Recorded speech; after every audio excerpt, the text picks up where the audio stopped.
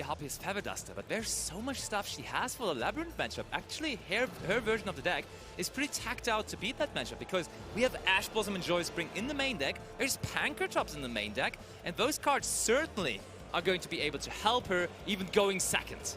There is also a small plant, I believe, I've heard she's playing, a level 1 that allows you to she plays the Spider Orchid in the side deck. But first of all the spotlight is going to be on Yoho, because he starts this duel off and he searches the big welcome Labyrinth with Ariana. That was a very emphatic win of the dice roll, so hopefully he's got something to follow it up.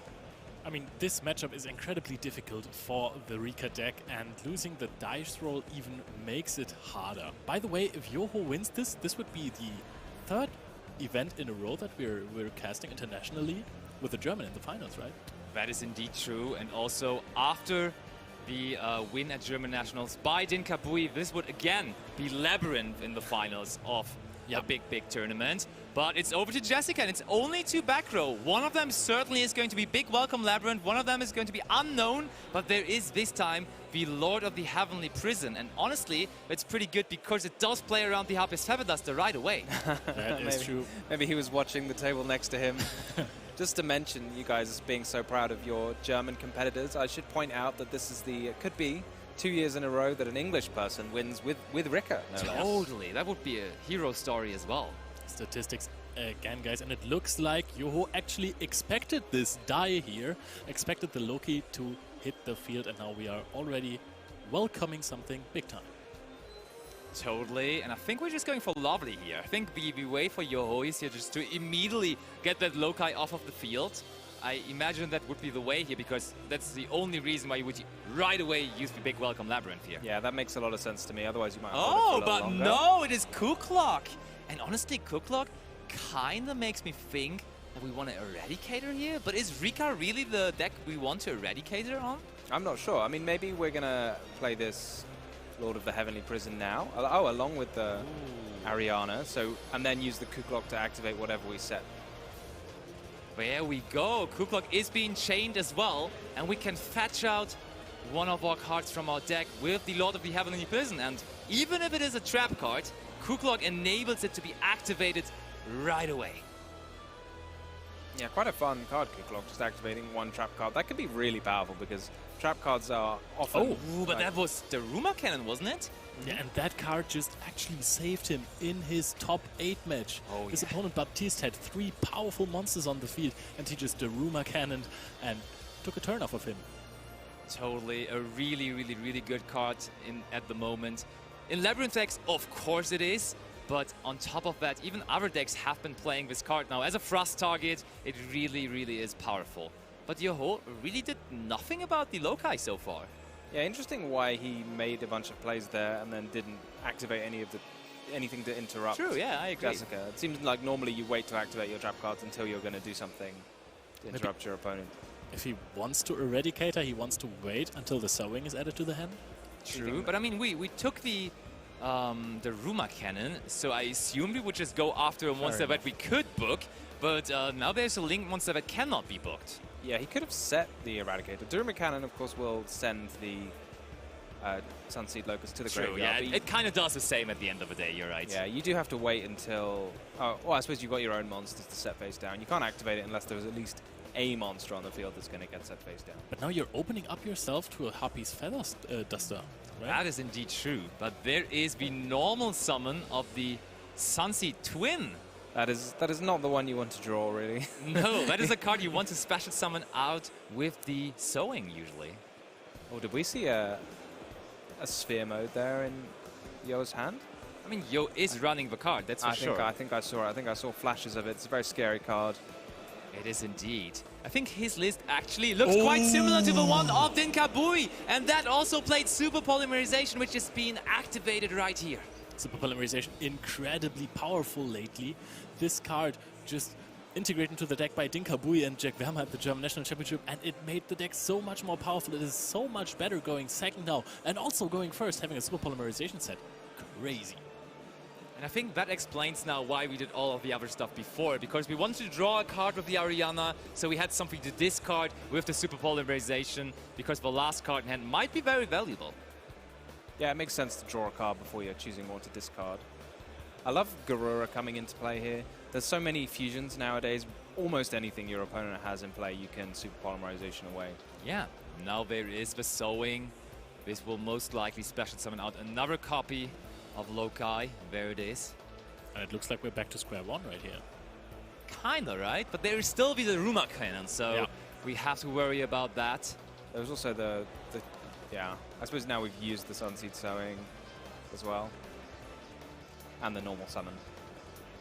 Yep, so it's not really square one. There's a lot of stuff that has already happened, a lot of stuff that Jessica had to do to actually get into this position. And we are going for a Link summon here. And I would be pretty sure that this is going to be the Aromage Gisman. So is there any way to trigger the life gain effect here now? Because don't you need like both the Lokai and the healer in play at the same time in order to gain life points? I think that's true, yeah. We should not really be able to do that anymore. Yo, just waiting for the absolute perfect time. Oh, and there it is. We are going for the Ruma Cannon, and we are going to set all of the monsters and send the Jasmine to the graveyard. But Jessica is still at 4 cards in hand, which is a lot considering that there is only one more set card by Yoho, and I think that this one can't even be activated, right? No, it was set with the Ariana, and he's already used his one trap card activation. Oh, what's next? She's definitely not done yet. I'm curious, can she really play through all of that? Yo, just maybe missing it. I'm pretty sure he could have added his Coup Clock back to his hand. Oh, no, look at that. There's Rika Princess activating the effect and special summoning itself. And is that really the Concon on top of it? So we were interrupted on our Sunavalon stuff, but here is the Rika part of the deck. We are using the Rika Concon to pretty much set the glamour. There it is. Such a powerful effect here. Just going to get to tribute off one of your opponent's monsters in order to search 2 cards from your deck. That sounds like a pretty good trade to me. Maybe try to not tribute the Garura. Would be smart, yeah. Also, it can only be monsters, not the back row, so that's kind of unfortunate, but I think Jessica is doing still very, very fine here. That would be very fun if you could tribute. Oh, we go into the battle phase, attacking into the Ariana, and that will trigger the effect of her Link monster of the Sunavalon Dryas. Oh, that's a very tidy And play. therefore, the healer once again comes onto the field. Does Concon, we think, have to tribute face-up monsters? Is that why Jessica's not tributed anything in the main phase 1? Let me just double check on that, but that might very well be the truth, yeah. Do you think that there was maybe a situation that Yoho could have waited for with the Karma Cannon? Like, maybe let your opponent extend a lot more? Are there even ways to negate trap cards except for the regulars? But then you can still react to the Lily Borea, right? I would assume so. I think that was pretty quick. So Yoho just wants to get it out of the way. He was saying before the match, I am totally in love with the fact that I'm now going to the World Championship. So this is all just a plus here. But that might have been a little bit preemptive. Also, following up on your question, yes, indeed, Rika Concon needs to tribute face-up monsters on the opponent's side of the field. And therefore, it was smart to first of all go into the battle phase. There is the second copy of the Aromaseraphy Jasmine. Yep. Getting some good value out of just the battle phase there. Both attacking to trigger the Sunavalon Dryas and flipping the Ariana face up so you can tribute it later. Honestly, I think I'm more and more impressed by the Rika deck the more I watch it. Like, seriously. Like, for the first time, of course, it was the weekend of Marcus Patel last year, exactly 1 year ago at the European Championship. But since then, I do get some new ways how you can play the deck. And of course, Jessica, for so many people, being the mastermind of the deck, consistently topping with it, and also basically building the deck back in the day for Marcus Patel, and now playing it herself here into the finals. Yeah, what a story, having like Marcus win it despite Jessica building it, and then Marcus winning with it, and then Jessica being like, yep, but it is me. I'm going to win with it now too. Yes, so we are going for the Snowdrop plus Mudan. And we're getting to a lot of monsters on the field, and as Leonard was saying earlier, I think if we would have just waited with the Daruma Cannon, we could have just taken care of all of the Rika stuff as well. Yeah, it's tricky to figure out exactly when the best way to activate it is, but maybe it doesn't look now like it was too early. Especially if you're playing versus Jessica Robertson, who is just, as Basti already stated, a mastermind of this deck. We have so much going on right here. I think we're going to end on Bangle Lancer and Teardrop and Ricochet, which is just a lot. That's almost as good as a going first board of Yeah. the deck. Yeah, totally. Yeah, is it possible for Bengal answer about face downs? I can't imagine it is, because you have to take damage equal to the attack, right? So we do also have the ability One effect to just monster, yes, has to be tribute face one monster here already on this turn by the Teardrop.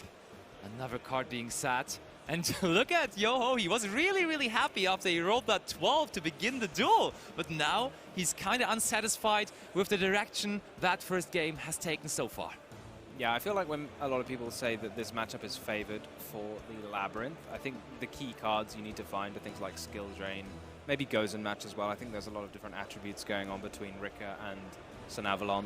But without finding either of those cards, Jessica just happily pushing through all of the defenses. Yeah, absolutely. To be fair, Yo is not out of this by far, because I think he has used a big welcome so far. Was it just a regular Labyrinth, welcome Labyrinth? That was big. Big welcome.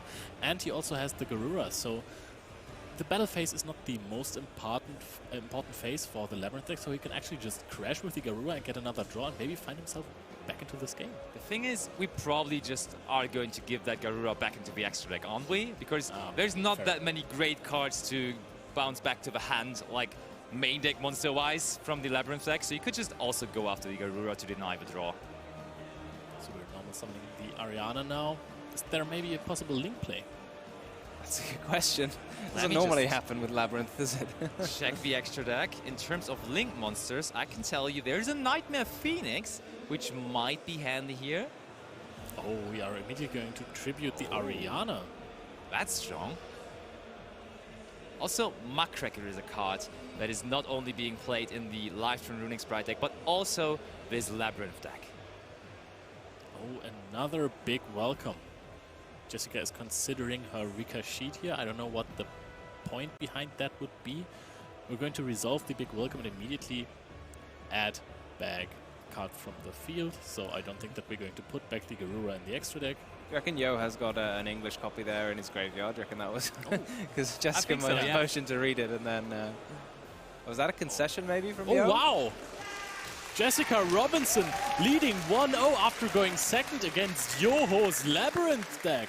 Super impressive stuff. Like, seriously, the trap deck setting up really, really well, even having super polymerization, and still Jessica just slicing through it. The impatience here, I think, was key. Maybe wait with the Daruma Karma Cannon. Maybe there was a reason why he did not activate it. Maybe he knows there is some kind of card that she can summon or play there that just takes my Daruma Karma Cannon out. So I have to hope that this is enough. But two big interruptions on the starting of the combo, and then we still just lost. Yeah, it was pretty impressive for sure. Yeah, that was very cool to see. Because, I mean, I guess when you're not super experienced with the Rika deck, maybe you think like, oh, if I just, like, they start with a one Sunseed, maybe if I stop the Sunseed, that's enough. But definitely not, apparently. Yeah, that's definitely not the case. Now, we saw that there was Eradicator being considered. And honestly, Eradicator feels okay-ish versus Rika, but it's much more about the monsters of deck. Yeah. And therefore, we could see Full Force Virus coming in here. How do you like Full Force Virus in this matchup? In my head, I think it's very good, but I don't know all of the defense points of all of the all of the fair Rika point. monsters. You know, like Princess maybe has 2,000, Mudan maybe has 2,000. I think but a I might couple be of them making do this have up. a couple of high defense points. So I could tell you Mudan is actually 2,400. 24, yeah.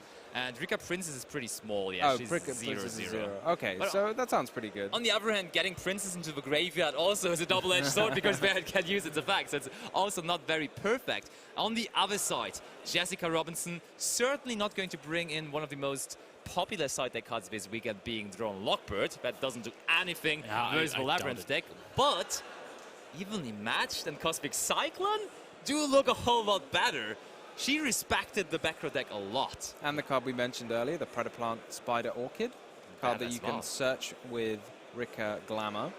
And then, yeah, you can use it to destroy a face-up spell or trap. So that's, I think, deliberately intended to destroy things like Skill Drain or Goes and Match. Totally. And then there, on top of that is triple Tactics Thrust in there too. So Evenly, Feather Duster, all of those cards can actually be just searched out from the deck. So that's really, really powerful all around. To be fair, Thrust not the best cards, because you can play around it pretty well as the Labyrinth player if you want to, but maybe bring it in as a surprise and your opponent is just going to run into it. I mean, when we watched game one, we saw that Yoho just That is true. Immediately started to play into it by just on the first thing started to use monster effects. But maybe he knows that Frost is more of a side deck card, so he can be less careful about it in game 1, and then in game 2 he just values it a lot higher. That is definitely something that is possible.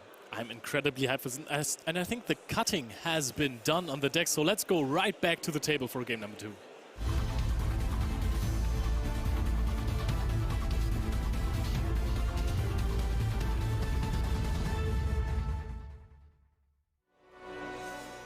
Yoho An versus Jessica Robinson for the second time now here in our top 4 match. And Yoho is down a game, but still very happy as he's also going to the World Championship in Japan. But I'm sure he will try to turn this game around here. Sometimes when you're just overwhelmed with happiness, you can't even think. Fair point, yeah. I know that feeling. Oh, look at that. He's just spreading his hand under the table. Classic set 5 by Yoho. Applause from the crowd. And the We crowd love it. is loving it. They're celebrating the classic ultimate set 5, but there's the Irish family. No, and she shakes her hand! Jessica Robinson advances to the final with the Harpies Feather Duster 4-5! Holy, what was that? Wow! I was saying Yoho is about to turn the game around, then No. he set 5 cards and the Harpies Feather Duster just break the entire field. That is the most iconic way to enter the finals of the European Championship, let me tell you. That's the most iconic way to beat a deck running lots of trap cards, isn't it? It's Also- like, how do you beat this deck? Just draw the duster. The dramaturgy here, right? The crowd celebrates the set 5, and then the Feather Duster just to take it all away within seconds. That was beautiful. Yoho immediately reaching over for the handshake. Jessica Robinson advancing to the finals, possibly fulfilling the UK legacy of winning Euros with Rika. Yeah, it's the Rika arc, basically, the Rika lore. Last year, the European Championship has been won by Rika, and it might be time again. How does that even happen for a rogue deck? If this deck is winning this year now, is it just going to be not a rogue deck Yeah, anymore? can we still call it? It had about maybe 4%, was it, of the deck breakdown? I think so, yeah. I'd still call that pretty rogue. That's like 1 in 25 players. That's really not many at all. But I also have a follow-up question. Are like Germans even allowed to play the deck? Because it seems like only UK players can actually What can I pilot this say? deck There are successfully. some secret things that our English players play. I think we may be having a have chance a nice to... match to show Oh, you yeah. guys.